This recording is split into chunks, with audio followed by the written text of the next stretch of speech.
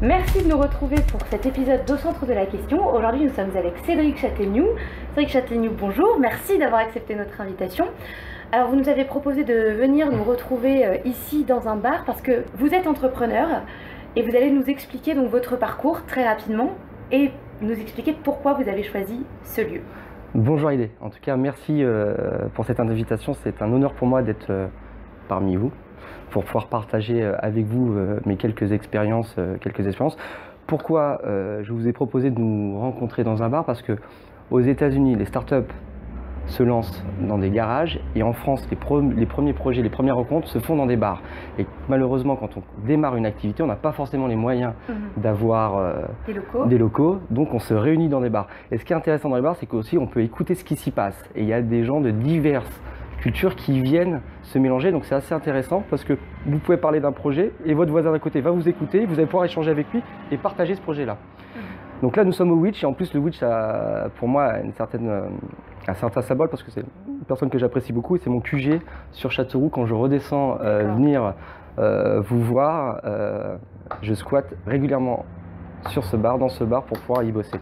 Donc un bar où beaucoup d'échanges, ça permet aussi de prendre la température quand on est entrepreneur, qu'on veut se lancer dans une affaire. Voilà, on vient dans un bar et on peut peut-être poser à ses voisins les questions. Est-ce que vous seriez intéressé par ce genre tout à fait. Ce qui est intéressant vraiment, c'est qu'il y a un côté un peu décontracté. C'est moins formel, on n'est pas dans des bureaux et du coup, ça nous permet d'être dans un univers où on peut se permettre d'être assez créatif. Ce qui est assez intéressant, c'est qu'il y a de l'échange. On boit, on peut y passer quelques heures, c'est assez agréable et c'est l'occasion aussi de pouvoir parler avec d'autres personnes et d'autres personnes, comme je vous disais, nous écoutent, donc ils peuvent intervenir dans cette discussion. Et c'est un rendez-vous et c'est le moment de... Souvent quand on crée nos entreprises ou quand on se lance dans un projet d'entreprise, on est auparavant salarié. Donc du coup, ça permet de sortir de ce côté très formaté de l'entreprise pour être dans un côté un peu plus start-up de démarrage et avoir moins de formalisation. Alors justement, on va parler de vos startups, de vos différentes actions entrepreneuriales. Est-ce que vous pourriez nous en dire un peu plus? Est-ce que vous pourriez en présenter 2-3 très succinctement, puisque dans les prochains numéros, on vous réserve une surprise. Donc moi, Cédric Châtaignoux, donc je suis originaire de Châteauroux, j'ai fait toute mon adolescence. J'ai décidé de m'installer sur Paris pour y continuer mes études. Et j'ai eu la chance de rencontrer des gens. C'est ce qui fait la réussite d'un projet, c'est des rencontres, d'avoir du réseau. J'ai eu la chance de rencontrer des personnes qui m'ont permis de pouvoir créer une première entreprise quand j'ai eu 25 ans. Donc j'ai lancé une petite agence de communication et on avait quand même des clients assez prestigieux. On travaillait pour la fondation Nicolas Hulot. Et ce projet, on est venu nous voir pour nous proposer de le racheter. Donc à 27 ans, je me suis retrouvé directeur d'une BU dans un grand groupe de communication qui venait de s'introduire en bourse et qui avait à racheter ma petite société parce qu'ils cherchaient auprès de nous un savoir-faire qu'ils ne pouvaient pas eux et qu'ils n'avaient pas eux en interne. De ça, on a revendu. Dans ce beau projet d'entreprise, j'ai participé à d'autres projets parce que l'entrepreneuriat, ce n'est pas que de se lancer, créer dans une entreprise, ça peut être aussi également de pouvoir développer au sein d'une entreprise un projet. Très varié. Donc c'est ce qui s'appelle l'intrapreneuriat. Donc c'est de rester dans l'entreprise et de pouvoir développer au sein de cette entreprise une démarche entrepreneuriale. Donc ça a été le cas. Donc, on a lancé, j'ai fait 2 beaux projets, on a lancé le Figaro Santé, donc j'ai été co-directeur de création, donc on s'est associé, le groupe s'est associé avec le média Le Figaro pour lancer le Figaro Santé parce que nous on avait une grosse expertise dans la santé, notamment dans la communication. Avec 1 million de lecteurs dès le lancement. 1 million de lecteurs dès le lancement, on avait la chance de pouvoir bénéficier de la galaxie du Figaro, c'est à peu près 12 millions de visiteurs uniques par mois. Le premier jour, quand on a annoncé, mise à disposition, mise en ligne ce média, on avait plus d'1 million de visiteurs uniques. C'était assez facile. Il fallait juste communiquer sur la page d'accueil du Figaro pour pouvoir rediriger. Et les sujets santé, c'est quand même les premières recherches sur Internet sont les sujets santé. Donc c'était assez facile d'aller conquérir. Donc ça fut un beau projet. Donc voilà, c'est une création. Hein, voilà. Et Figaro et le groupe se sont associés pour lancer ce projet.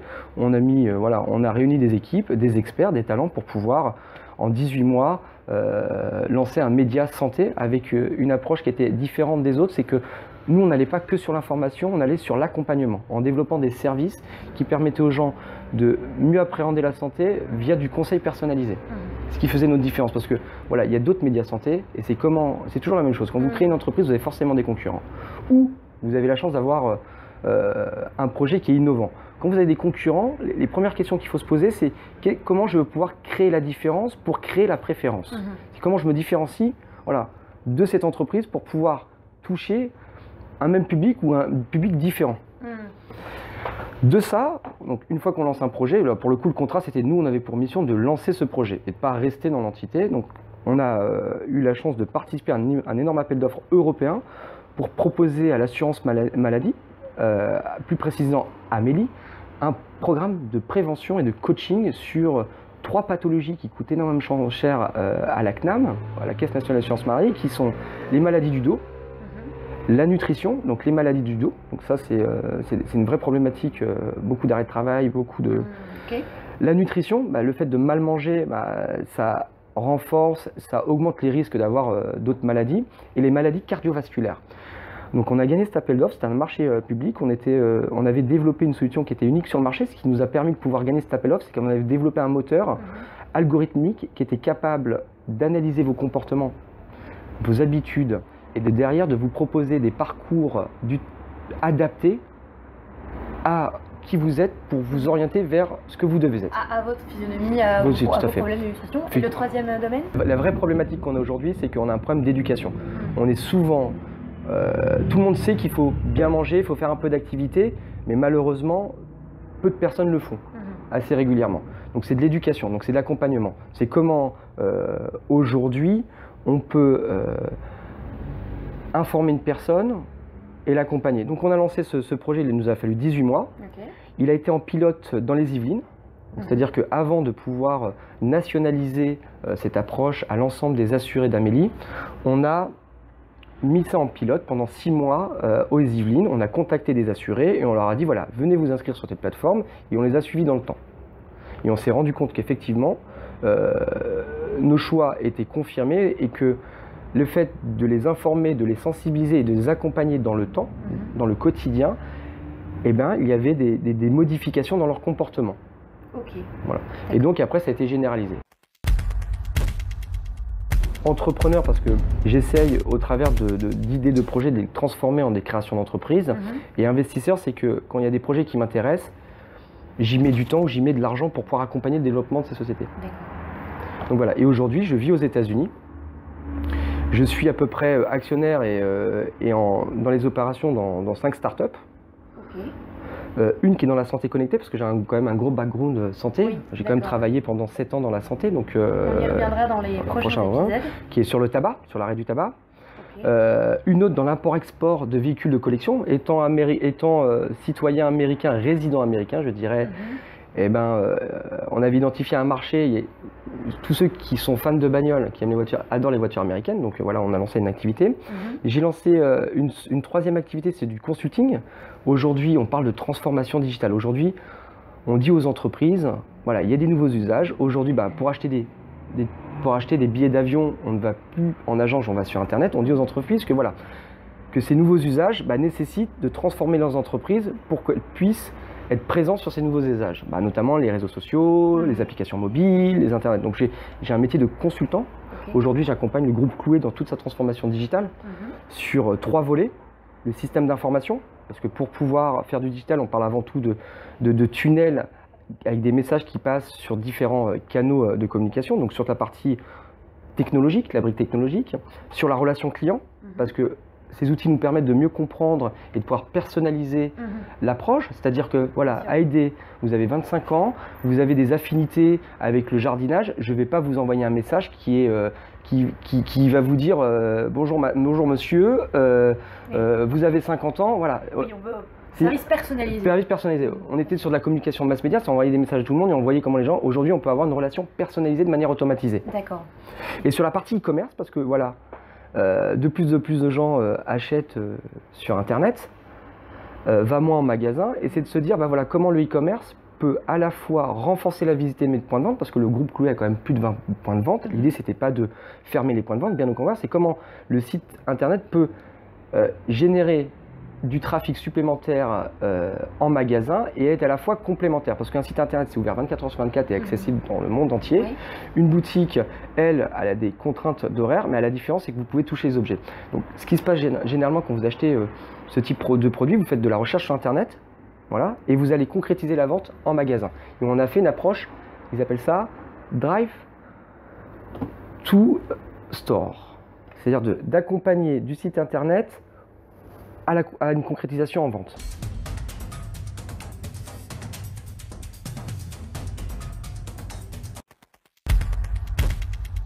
Tu as un riche parcours, donc avec beaucoup d'entreprises, beaucoup de choses qui ont été créées, puis laissées un peu dans les mains d'autres, pardon. Et alors, comment aujourd'hui, quel message on donne aux jeunes qui ont envie d'entreprendre, qui ont envie de se lancer et d'aller vers ça? Alors, le mot entreprendre, c'est essayer. Déjà, ce qui fait ma force, c'est d'essayer. C'est de croire dans le fait qu'on est capable de faire quelque chose. Donc il faut être un peu rêveur. J'ai 2 conseils. Concrètement, j'ai 2 conseils à apporter, c'est s'entourer des bonnes personnes, faire les bonnes rencontres. Ça change tout un projet. Je l'ai vu moi au travers de mes différentes startups.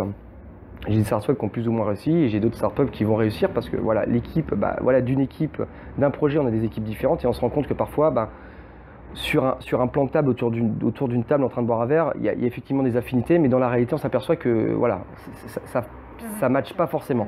Parce que quand on crée une entreprise, ça part d'un projet et après, il y a un cadre quand même juridique, on crée une structure légale, il y a chacun des responsabilités. Et parfois, ça ne marche pas. Mais ce qui peut arriver, ce n'est pas bien grave. Et voilà, après, ce qui n'empêche pas que il y a des gros projets d'entreprise, il y a des fondateurs qui se sont séparés. Et typiquement, un projet comme WeThings, qui sont experts dans les objets connectés, les 2 premiers fondateurs se sont séparés. Il y en a un, ils ne s'entendaient pas, il y en a un, il a créé une autre start-up. C'est pas pour ça que l'entreprise s'est arrêtée. Oui. Donc déjà, c'est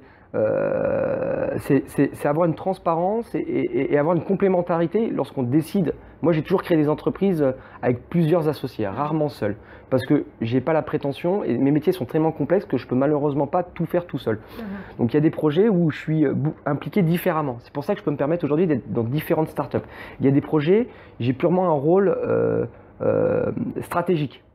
J'interviens ponctuellement sur de la stratégie d'entreprise. Il y a des projets, j'ai purement un rôle financier. Je mets un peu d'argent parce qu'ils avaient à un moment donné avoir plus d'argent. Il y a des projets, je suis co-dirigeant. Parce que... D'accord, avec tout le temps dans ces projets, quand vous êtes sur le plan stratégique, co-dirigeant, d'essayer. D'essayer, tout à fait, c'est ça, entreprendre, essayer, sans forcément, et de croire. Et après, voilà, on avait un beau projet sur le papier, on pensait réussir, et malheureusement, dans la réalité, ce projet n'était pas adapté au marché. Donc voilà, et on a essayé, parce que voilà, nulle personne, voilà, on ne peut pas en amont dire ce projet va cartonner, parce qu'il y a, voilà, faut pas grand chose. Vous êtes créateur, vous lancez un produit, Beyoncé d'un seul coup met votre produit. C'est ça. Voilà, le hasard, voilà. Et vous toujours essayer, croire, rencontrer, partager, échanger, ça c'est très important. Voilà, vous n'avez pas une science infuse, voilà, vous avez des convictions, vous y croyez dans ce projet, mais c'est important de dire qu'est-ce que tu en penses. Souvent, l'erreur qu'on a chez les Français, à la différence des Américains, c'est que nous, c'est un peu un secret. J'ai un projet, je ne veux pas en parler. Ce qui est une erreur. Les gens, vous inquiétez pas, ils ne vont pas vous prendre votre idée. Vous êtes déjà un peu plus d'avance, il faut aussi des moyens financiers, il faut des moyens humains, et c'est important parce que vous avez des convictions en amont, et là, vous vous rendez compte que ah non, ah oui, c'est comme ça que tu le perçois, ah oui, tu aurais vu ça, il faut échanger. Les Américains, ils ont cette culture, ils sont tout de suite dans l'échange. Ils ont un projet, ils sont enthousiastes, ils vont échanger pour avoir déjà des premiers retours sur ce business. Se dire, attends, effectivement, oui, voilà, j'ai un produit. Ah non, malheureusement, j'ai un produit, je veux faire une application mobile. Allez, mais on s'aperçoit qu'en fait, dans la réalité, la cible n'utilise pas les téléphones portables, par exemple. Oui. Voilà, c'est une erreur. Mais on peut réajuster, c'est-à-dire qu'il fait, ah oui, non, ça ne sera pas une application mobile, ça sera plutôt un site internet. Voilà, c'est d'échanger avec les gens pour qu'on puisse ne pas baisser les bras. Et les Américains, la différence, je continue, c'est que les Américains, la différence, c'est que c'est vrai que les Français sont très critiques. Ce qui est à la fois un avantage et un inconvénient. Très critique, c'est un avantage, c'est qu'ils vont tout de suite rentrer dans les problèmes. Ah oui, mais comment tu fais et ceci et cela. Donc du coup, ils vous permettent de, ah oui, non, mais j'y ai pas pensé. Très intéressant. Donc c'est à la fois un avantage et c'est à la fois un inconvénient parce que quand on est motivé, on y va et la motivation est quand même un moteur pour pouvoir réussir parce que c'est pas évident. Quand vous gagnez pas d'argent, vous avez décidé de faire une réorientation. Vous travaillez, vous aviez là du jour au lendemain vous vous trouvez au chômage. Vous rentrez dans un autre système. Ce qui est bien en France, on a la chance d'avoir le premier incubateur, c'est la Pôle emploi. C'est-à-dire que quand vous créez une entreprise, on vous assure tous les mois d'avoir un minimum. Ce qui est très bien parce que quand on se démarre, c'est pas forcément évident de tout de suite avoir de la rémunération. Et le fait qu'on vous critique, parfois c'est un peu mal perçu. C'est pour ça que les Français n'osent pas en parler parce qu'on a tout de suite l'esprit critique. Alors que l'Américain, lui, est très enthousiaste. qui a à la fois un avantage et un inconvénient. Très enthousiaste parce que du coup, il va vous motiver à continuer de le faire. Un inconvénient parce que il va être très superficiel dans son approche. Et il va peut-être pas vous pointer, il aurait pu, à la différence du français, il va vous pointer des problèmes que vous n'avez pas forcément identifiés. Donc voilà, il faut échanger. Vous allez rencontrer des gens, vous avez un projet, il faut échanger. Il faut échanger, vous allez rencontrer des gens qui vont adhérer à votre projet, qui vont dire « Attends, c'est génial, moi je veux participer avec toi. » Pourquoi pas? S'associer, des gens qui vont dire « Oh non, non », et ça va vous permettre de réfléchir, ils ont peut-être raison. Voilà, il faut toujours garder cette envie de faire les choses, d'essayer. Il n'y a que de toute façon personne ne pourra vous garantir la réussite de projet, c'est vous qui la fera avec le hasard des choses. Donc, essayer, c'est le mot de entreprendre. Entreprendre, c'est essayer. Et merci pour ce riche parcours que vous nous avez partagé avec plaisir, avec nous. Avec plaisir. Nous reviendrons dès la semaine prochaine sur la suite de son expérience avec notamment son parcours aux États-Unis. On vous remercie, à la semaine prochaine. Au revoir.